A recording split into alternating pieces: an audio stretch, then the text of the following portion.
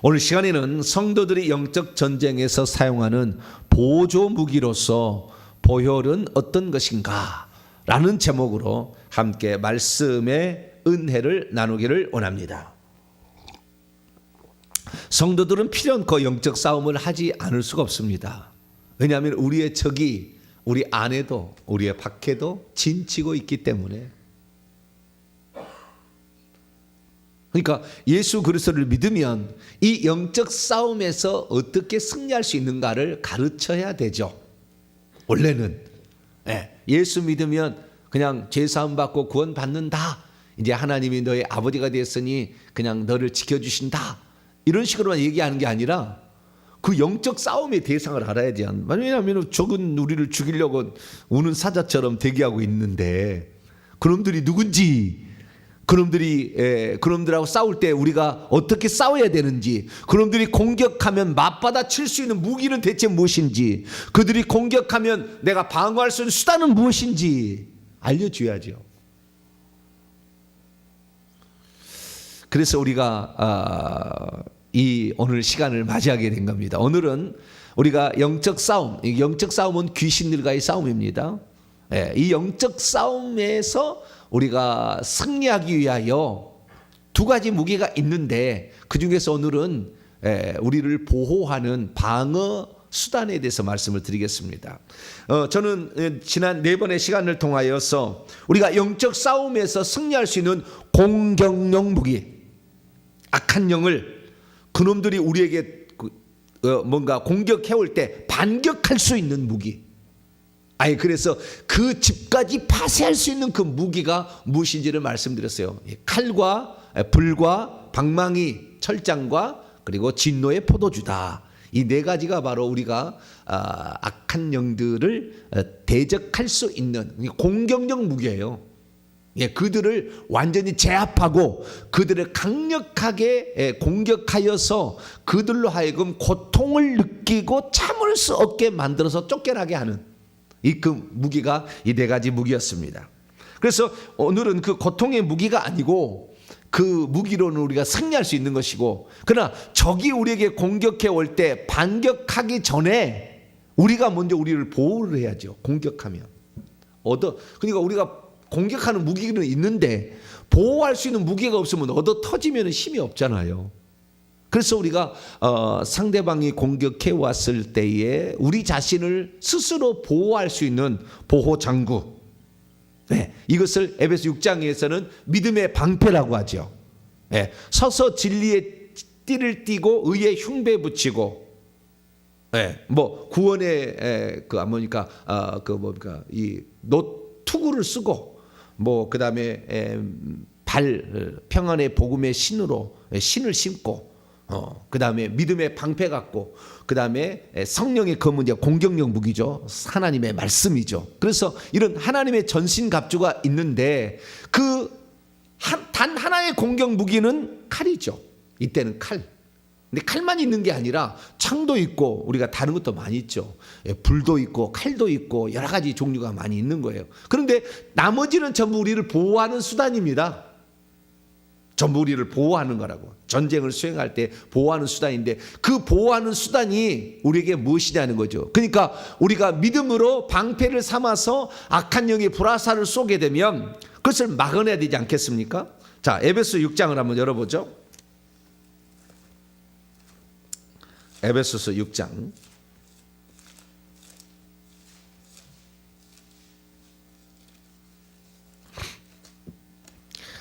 하나님의 전신갑주를 입어야 되는데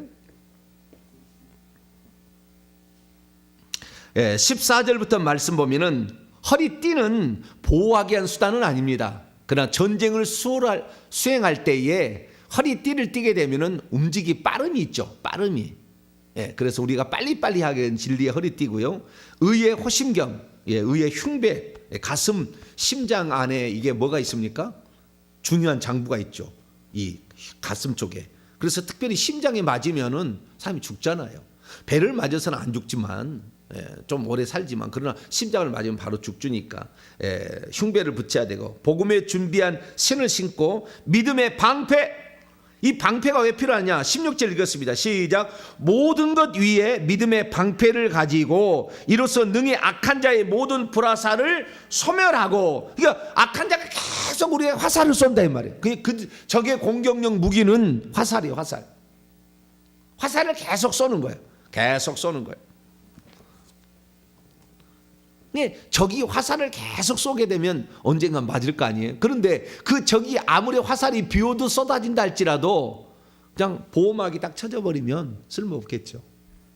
그래서 우리가 보호장구로서 방패가 필요한데 이 방패에 대해서 오늘 소개를 하려고 합니다.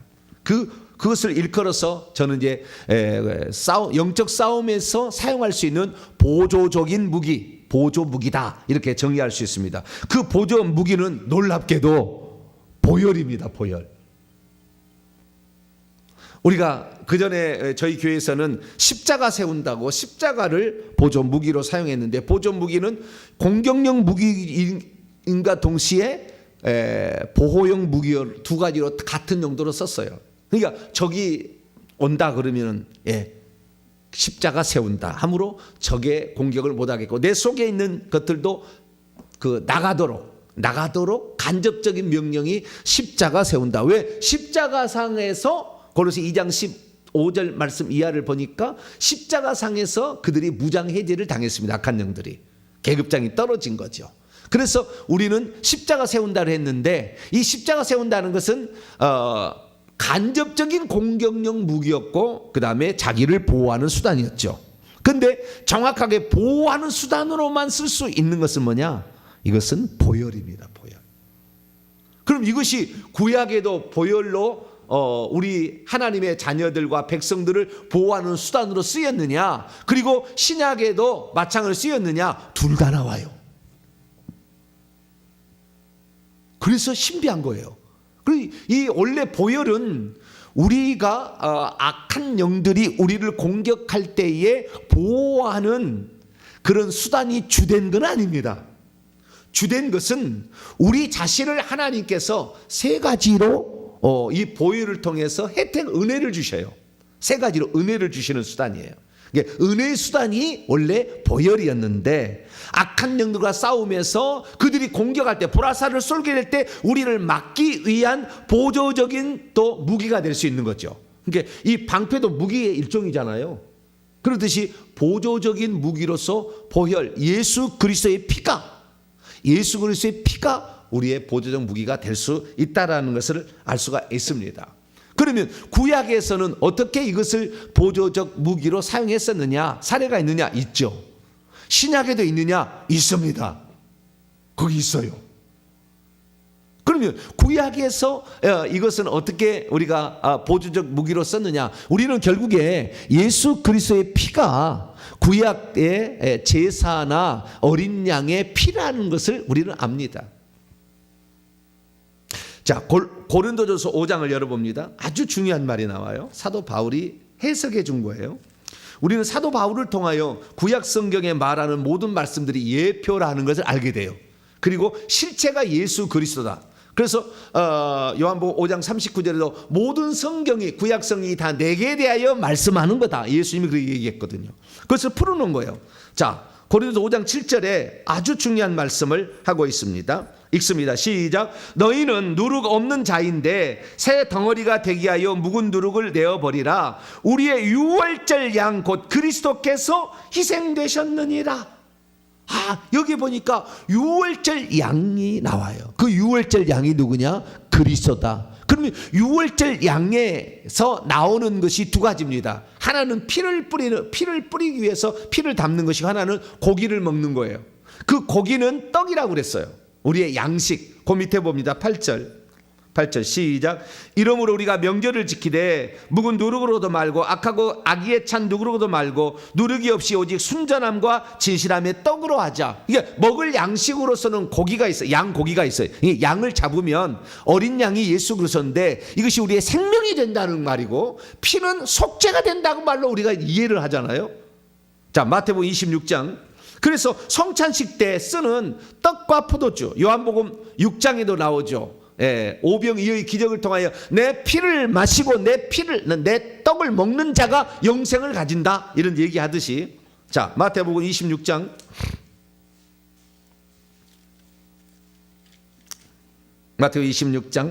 26절에서 28절까지 말씀을 읽습니다. 시작. 그들이 먹을 때에 예수께서 떡을 가지사 축복하시고 떼어 제자들에게 주시며 이르시되 받아서 먹으라, 이것은 내 몸이라 하시고, 또 단을 가지사 감사 기도하시고 그들에게 주시며 이르시되 너희가 다 이것을 마시라, 이것은 죄사함을 얻게 하려고 많은 사람을 위하여 흘리는 바 나의 피 곧 언약의 피니라. 아멘. 유월절 때 먹는 것이 음식이 있어요. 그 유월절 양이 있고요, 유월절 양 위에 무교병과 포도주가 있습니다. 그런데 이 무교병과 포도주를 예수님은 떡과 포도주라고 얘기를 해서 그날 유월절 때 먹는 음식으로서 떡과 포도주는, 떡은 내 살이라고 그러고 포도주는 내 피라고 그래요. 그런데 어린 양 자체가 이렇게 해서 간접적으로도 말을 했지만 직접적으로 어린 양 자체를 먹어야 돼요. 근데 그 어린 양 자체를 먹는 것은 고기고, 그 다음에 피는 뿌리는 것입니다. 어떻게 뿌렸는가, 이걸 보십시다. 이게 피의 용도를 지금 말씀드리는 거예요. 자, 출애굽기 12장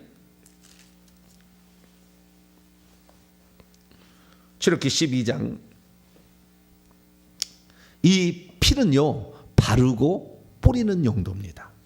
뿌리고 발라서 덮는 용도죠. 이게 뿌리고 바른다. 근데 우리가 이 명령을 쓸 거예요, 나중에.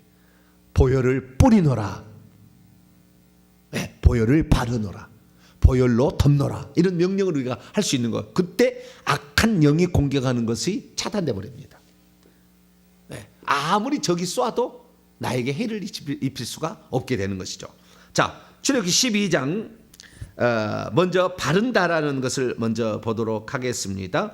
5절로 7절까지 7절 말씀에 그 피를 바른다가 되어 있습니다. 7절을 위해서 5절부터 시작. 너희의 어린 양은 흠없고 1년 된 숫것으로 하되 양이나 염소 중에서 취하고 이달 열 나흔 날까 14일까지 간직하였다가 해질 때에 이스라엘 온 회중이 그 양을 잡고 그 피를 양을 잡을 집 좌우 문설주와 인방에 바르라.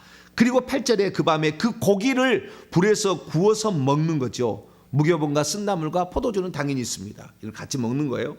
자, 그러면 여기에 보니까 피는 어떻게 하느냐, 피의 용도가 있어요. 어린 양의 용도가 두 가지 용도로 썼다는 거예요. 하나는 고기, 우리의 양식, 우리의 생명, 우리의 영생을 얻기 위한 중요한 것으로서 이 떡처럼 이렇게 들어오는 게 하나가, 고기를 먹어야 되고, 또 하나는 피를 양풀에 받아다가 하는 일이 있다는 거예요. 자, 어떻게 하는가 볼까요? 자, 21절로 23절까지 거기 보니까 우리 7절에 보면은 그 피를 먹을 집의 좌우 문설주와 인방에 바르라고 그러죠. 바르라 이렇게 돼 있는데 여기는 또 뿌리라. 22절에 보면 뿌리라 이렇게 돼 있어요. 21절부터 보면 모세가 이스라엘 모든 장로를 불러 그들에게 이르되 너희는 나가서 너희의 가족대로 어린 양을 택하여 유월절 양으로 잡고 우슬초 묶음을 가져다가 그릇에 담은 피에 적셔서 그 우슬초에 묻어있는 피를 문인방이라는 거, 인방이라는 건 끌 인자 막을 방자예요.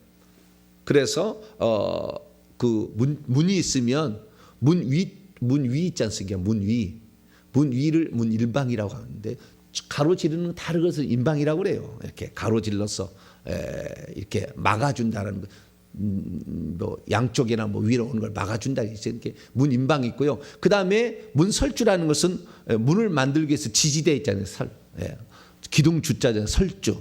서 있는 설은 한글이고요. 주는 한자예요. 서 있는 기둥이다라는 거예요. 설주라고. 좌우에 설주가 있고 위에 문인방이 있죠. 여기를 상인방, 뭐 중인방, 항인방, 옆에다 인방을 이렇게 할 수도 있어요. 근데 여기서 지금 말하는 것은 그 문에, 그 문짝에 있는 위에 있는 것을 인방이라고 그러는 것이고, 그 다음에 요 밑에 있는 것을 뭐라고 하더라? 문턱이라고 그러고 좌우를 문설주라고 얘기를 하는 거예요. 근데 여기에 좌우 설주와 인방에다가 피를 바르라 이렇게 뿌리라 얘기를 했다는 거예요. 또 뿌린 것도 있다.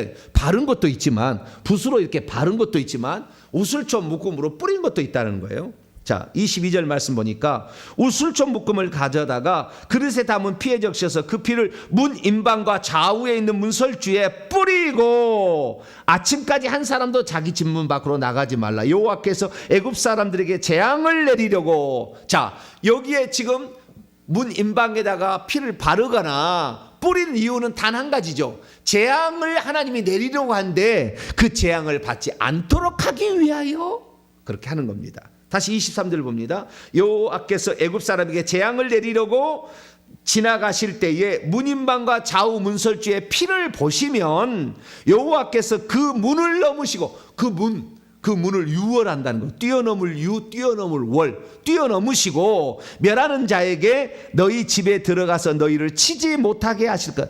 그 멸하는 자가 천사예요. 재앙의 죽음의 천사인데 각 집마다, 그러니까 하나님께서 애굽에 있는 하나님의 백성들이 때가 되어서 적과 꿀이 가나안 땅에 데려가서 기업을 주려고 하는데 애굽 사람들이 그들을 포로로 자기들의 종으로 삼았기 때문에 떠나가는 걸 싫어했죠. 그래서 바로왕이 안 된다고 그랬어요.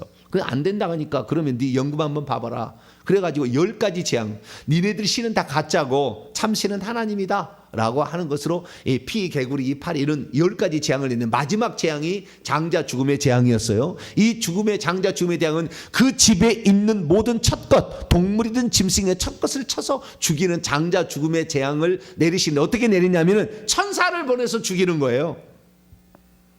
천사. 근데 구약에는 아직까지 그 천사들이 다 하늘에서 쫓겨나지 않았어요. 사단과 그의 귀신들이 쫓겨나지 않았다고. 그래서 하나님께서 야당으로 쓰는 거예요. 여당으로 쓰는 게 아니라 무슨 당으로요? 야당으로. 야당은 하여간 반대하고 하여간 막 긁으려고 하여간 끌어내리려고 난리가 하는 거잖아요. 네. 그런 나라에 야당도 있고 여당도 있어야 되듯이 야당으로 쓴 거죠. 그래서 멸하는 용도로, 징계하는 용도로, 심판하는 용도로 이런 천사를 썼어요. 이 멸하는 천사는 틀림없이 사단 마귀였을 거라고 추정이 됩니다. 시편의 말씀 보면은요, 78편 49절 보면은 재앙의 천사들이다 이렇게 되어 있어요. 멸하는, 여기에 자라가 되어 있는데 한글로는 멸하는 자라고 되어 있는 것이 재앙의 천사들이다 이렇게 되어 있습니다. 그러니까 수많은 사단과 그를 따르는 수많은 천사들이 와서 그때 장자를 쳤을 겁니다. 추정입니다. 추정인데 그렇게 했을 거라고 분명합니다. 그렇게 했을 거예요. 그래서 재앙의 천사들이 쳐서 죽이게 될 때, 죽음이잖아요. 죽는 거잖아요. 근데 죽는데 어린 양의 피를 보면 넘어간다는 것이 피 자체가 무서운 건 아니고, 원래는 그 집의 장자나 짐승의 첫 것이 죽었어야 되는데 대신 어린 양이 죽었으니 이 집안은 더 이상 죽일 게 없다. 이미 죽었다. 그러니까 피를 보게 되면 이미 사망의 값을 지불했기 때문에 이 집에는 죽을 자가 없다. 넘어가라 이렇게 하는 거예요. 그래서 재앙의 천사가 와서 죽이려고 왔는데 이미 죽었기 때문에 더 이상의 그는 죽일 수가 없고, 그래서 이 모든 만물의 첫 것은 예수 그리스도인 거예요. 모든 인간의 앞에 먼저 나온 게, 그래서 첫 것이 예수 그리스도고 둘째 것이 아담인 거예요. 사실은 거꾸로인 거예요. 거꾸로. 왜? 아담이 첫째 아담이신 예수님을 따라서 지어졌기 때문에 하나님 형상과 모양대로 그 첫 것이라고, 만물의 첫 것이라고. 그것을 첫 번째 장자를 하나님이 잡은 거예요. 하나님이 맏아들이라고 그랬잖아요. 첫 것이라고 그랬잖아요. 부활하자마자 그전에는 독생자였다가 맏아들로 습격하는데 이 첫 것이에요. 그리고 예수님이 첫 것으로서 대신 죽으셨으니 이 집에는 죽을 일이 없다. 할렐루야. 자, 그 집에 만약에 그 집에 도둑놈이 들었어요.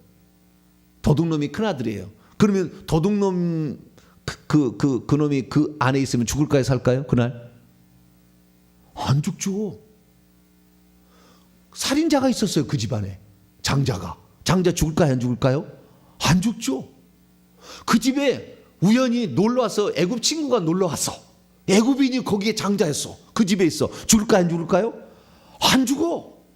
여러분 거기에서는요 뭐 많이 배웠다고 뭐 살고 못 배웠다고 준 게 아니라 그 집에만 있으면 돼. 예수 피 안에만 있으면 돼. 할렐루야. 예수 피 안에 있으면은 장자 이 재앙의 천사가 재앙을 못 내린다. 재앙의 끝은 죽음인데 그 재앙을 절대 못 내린다. 치고 죽이려고 할 때 그것을 할 수 없다. 그러니까 귀신이 오는 것은 그 사단이 오는 것은 죽이고 멸망시키고 이른다고 온다고 요한복음 10장 10절에 얘기하지 않습니까?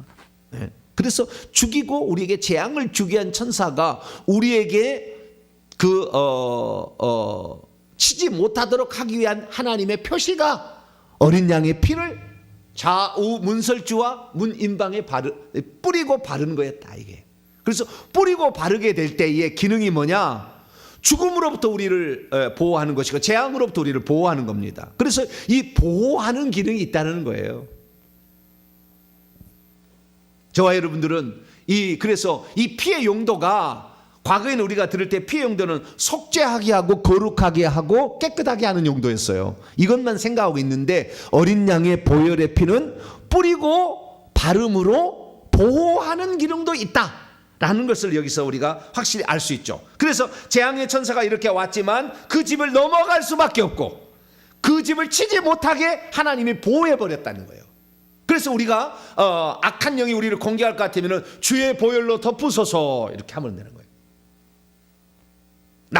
남에게 할 때는 보혈을 뿌리너라 이렇게 하면, 남에게 할 때는 보혈을 뿌리너라, 나를 할 때는 보혈로 덮으소서 하면 되는 것이고, 남을 할 때는 보혈을 뿌리너라, 보혈을 바르너라, 줄여서 보혈, 주의 보혈을 뿌리는 거죠.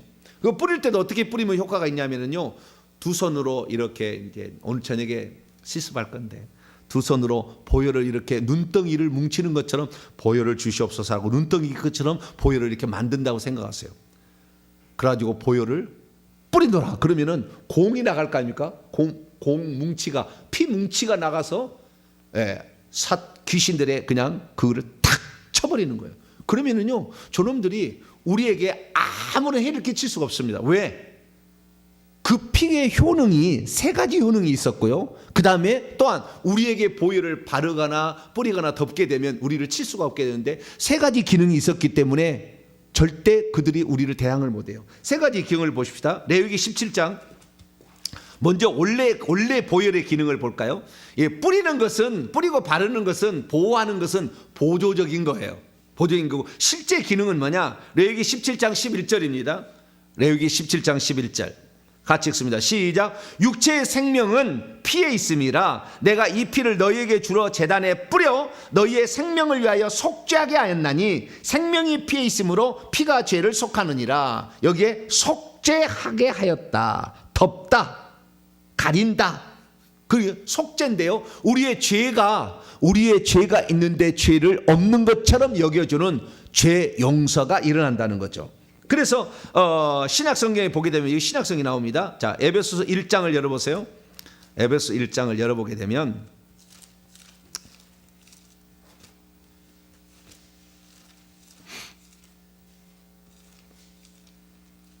피의 속죄의 기능이 있다는 거예요. 7절 봅니다. 7절. 우리는 그리스도 안에서 그분의 은혜의 풍성함을 따라 그분의 피로 말미암아 속량 곧 죄사함을 받는다. 그러니까 피라는 것은 죄사함을 위한 도구예요.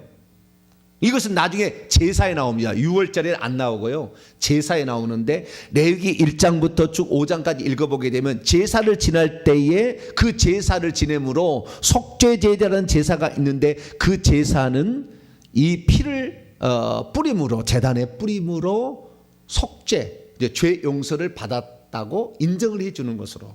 그 왜 대신 어린 양이 죽어서 내가 죽어야 될 것을 안 죽는다라는 의미입니다. 피가 곧 생명이고 이 생명을 대신 예수님이 지불했다라는 의미죠. 그래서 우리는 속죄를 받게 되는 것이 원래의 피의 기능입니다. 그러니까 피를 우리가 상대방에게 뭉쳐서 던진다 막 이렇게 생각해서 피를 어린 양의 보혈을 뿌리노라 이렇게 하면은 나는 속죄받아서 너희는 나를 죽일 수가 없어. 나는 이미 죄가 없는 거야. 너는 죄를 볼 수 없어. 우리 하나님이 죄를 못 본다고 했는데 네가 어떻게 죄를 봐? 너는 죄 없어. 그러니까 공격하려고 했는데 공격할 수가 없는 거죠. 보조적인 수단이니까. 두 번째는 뭐냐면은 거룩하게 하는 거예요. 자, 출애굽기 29장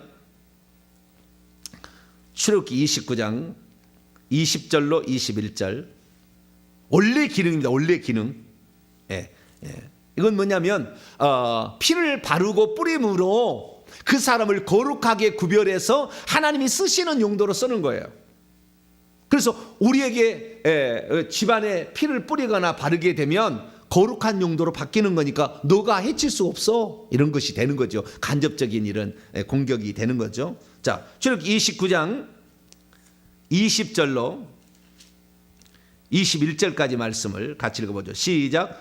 너는 그 순양을 잡고, 모세야, 너는 순양을 잡고 그것의 피를 가져다가 아론의 오른쪽 귓부리와 그의 아들들의 오른쪽 귓부리에 바르고 또 오른손 엄지와 오른발 엄지에 바르고 그 피를 제단 주위에 뿌리고, 바르고 뿌리고 그래 나오죠. 바르고 오른쪽 귓부리 머리 뿌리고 그다음에 제단 주위에 뿌리고 제단 위에 피와 관유를 가져다가 아론과 그의 옷과 그의 아들들과 그의 아들들의 옷에 뿌리라. 그와 그의 옷과 그의 아들들과 그의 아들들의 옷이 거룩하리라. 아멘. 우리 사람에게 뿌리고, 그리고 우리가 사람에게 뿌리고, 그다음에 그 집에 뿌리고, 뭐 그다음에 자동차에도 뿌려야 돼요.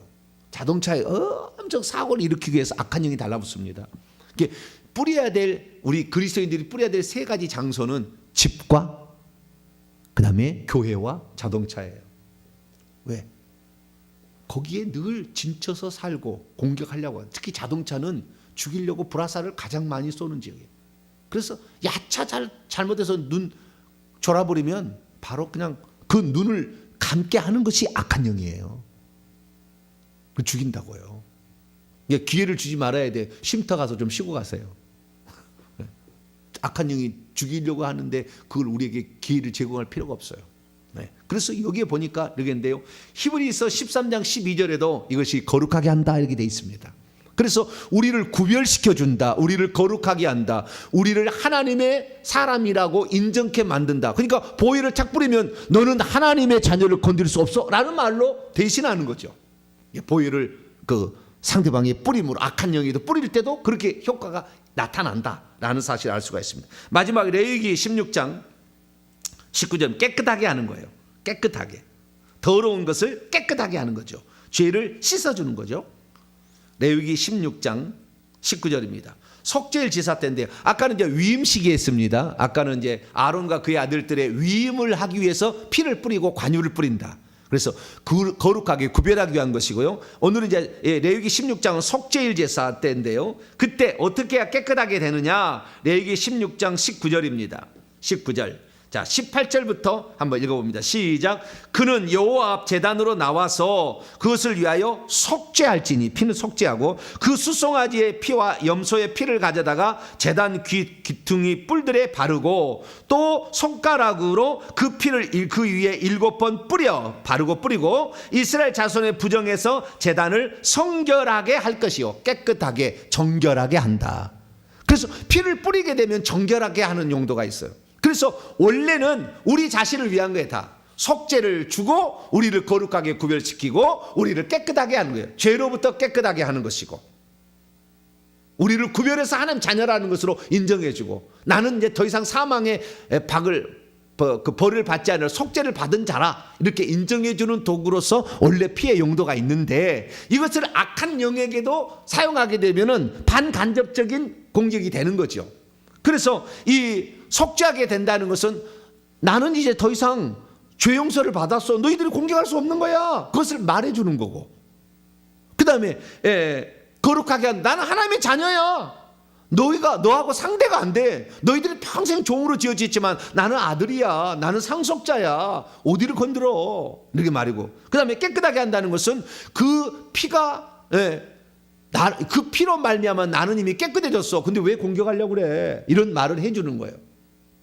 그런데 우리를 이것이 무기로 쓸 때는 어떻게 되는 거라고요? 우리 자신을 덮어버려서 악한 영이 아무리 공격해도 나를 칠 수가 없고 나에게 재앙을 내릴 수 없는 용도로 쓸 수가 있다. 할렐루야. 그래서 우리가 보조적 무기로서 보혈 자체는 공격 무기는 아니에요. 그러나 보조적인 것으로서 상대방의 힘을 빼앗아 버리고 정의를 상실케 만들고 뿐만 아니라 우리 자신을 보호케 하기 때문에 우리가 영적 전쟁에 있을 때는 나를 먼저 보호하기 때문에 주여 주의 보혈로 나를 덮으소서 이렇게 나한테 얘기할 수 있죠. 상대방은 사람일 때는 주의 보혈을 뿌리노라, 주의 보혈을 덮노라, 주의 보혈을 바르노라 이렇게 얘기할 수 있겠죠. 이것을 집에 쓰면은 집에다가 보혈을 뿌리노라. 악한 영 집 들어오지 말라는 거잖아요. 차에다가 뿌리면 이 악한 영 들어오지 말라는 거예요. 교통사고 있는 지역에는요 악한 영들이 많아요. 많이 난 지역은. 그래서 거기에서 탁 들어옵니다. 싹 들어오는 거예요. 보혈을 뿌리고 차에다 뿌리고 가게 되면 싹 못 들어오죠. 그래서 차에도 보혈을 뿌려야 되는 거예요. 그러면 이런 것은 그러면 구약에는 뿌리고 바르고 덮는 이런 일이 있었는데 그럼 신약에는 그런 뿌리는 게 있었느냐? 우리는 신약에 보면 예수님의 피로 우리는 속죄를 받고 예수님의 피로 거룩하게 되고 예수님의 피로 또 깨끗하게 된다. 깨끗하게 된다. 자, 히브리서 9장을 볼까요? 깨끗하게 된다. 히브리서 9장 14절입니다. 피가 깨끗하게 된 거야. 히브리서 9장 14절 봅니다. 시작. 하물며 영원하신 성령으로 말미암아 흠없는 자기를 하나님께 든 그리스도의 피가 어찌 너희 양심을 죽은 행실에서 깨끗하게 하고 살아계신 하나님을 섬기게 하지 못하겠느냐. 이게 깨끗하게 하는 거예요. 아까 이제 히브리서 나왔으니까 13장 12절 보면은 거룩하게 한다는 말도 나와요.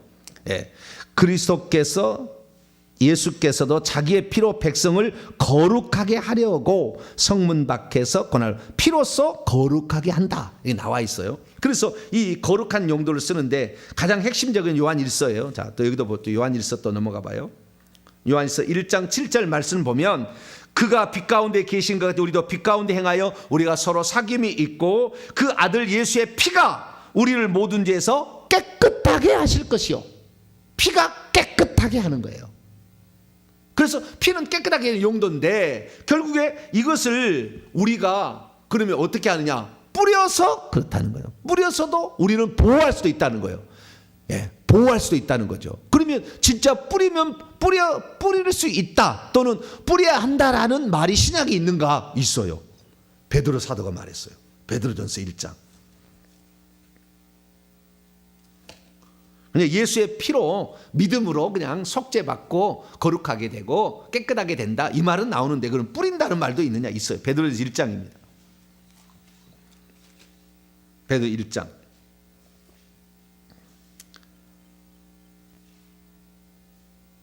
19절.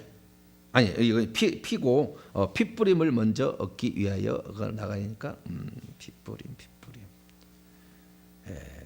2절 말씀에 나와 있습니다. 2절 말씀에 여기에 딱 나와 있어요. 정말 우리는 성경에 근거가 없으면 되도록 안 사용하는 게 좋아요. 근데 성경에 근거가 있으니까. 자, 베드로 1장 2절입니다. 2절을 위해서 1절부터 시작. 예수 그리스도의 사도 베드로는 본도 갈라디아 갑바도기아 아시아와 비두니아에 흩어진 나그네 곧 하나님 아버지의 미래하심을 따라 성령이 거룩하게 하심으로써 순종함과 예수 그리스도의 핏뿌림을 얻기 위하여 택하심을 받은 자들에게 편지하노니 은혜와 평강이 너희에게 많을지어다. 이게 하나님의 성도 흩어진 나그네들은 성령으로 거룩해 하심을 받고 예수 그리스도의 핏뿌림을 받은 자들이다. 그러니까 핏뿌림을 할 수 있다라는 것을 말해주고 있죠. 그 피는 뭐냐? 1장 19절 보시니까 오직 점없고 흠없는 어린 양 같은 그리스도의 보배로운 피로 된 것이라. 그 보배로운 피가 우리를 덮을 수가 있다. 우리를 보호할 수가 있다. 적이 아무리 치려고 해도 유월절 넘어갈 수밖에 없고 우리를 공격할 수 없는 것으로 만드는 수단이 뭐냐? 그리스도의 피뿌림이다. 할렐루야. 그래서 보혈을 우리에게 뿌린다라는 명령을 쓸 수가 있다는 겁니다. 할렐루야. 그래서 우리는 이 과거에는 짐승의 피로서 임시적으로 그렇게 한 것이고 실제적으로 만세전부터 예정된 그리스도께서 오셔서 어린 양이 우리의 모든 만물의 첫 것이 돼가지고 우리를 대신해서 피를 흘리시고 그 다음에 죽으신 것이죠. 그래서 요한 1서 5장 6절 7절 말씀 보면 예수님이 이 땅에 오셔서 이 땅에 남긴 세 가지가 있어요. 물과 피와 성령. 물과 피는 육체를 입고 이 땅에 다 흘려놓고 갔죠. 그래서 요한복음 19장 읽어보면은 창을 찌르니까 물과 피가 나오더라. 다 흘려놓고 갔어요. 물과 피를. 그리고 성령을 보내주셨죠. 이것이 셋이 하나다 이렇게 얘기하므로 오늘날까지 예수의 피는 그대로 남아있어요. 왜? 이 땅에 다 흘려놓고 갔다니까. 그래서 어딘가에 지금 예수 피가 있는데, 그렇기 때문에 우리가요 예수 피를 주시옵소서라고 우리가 상상을 하면서 그 피를 눈덩이처럼 딱 손으로 딱 이렇게 예수 피를 주시옵소서, 또는 손으로 이렇게 할 수도 있죠. 예수의 피를 주시옵소서 믿음으로 이렇게 하면 흩어져 있는 피가 쫙 모이는 거죠.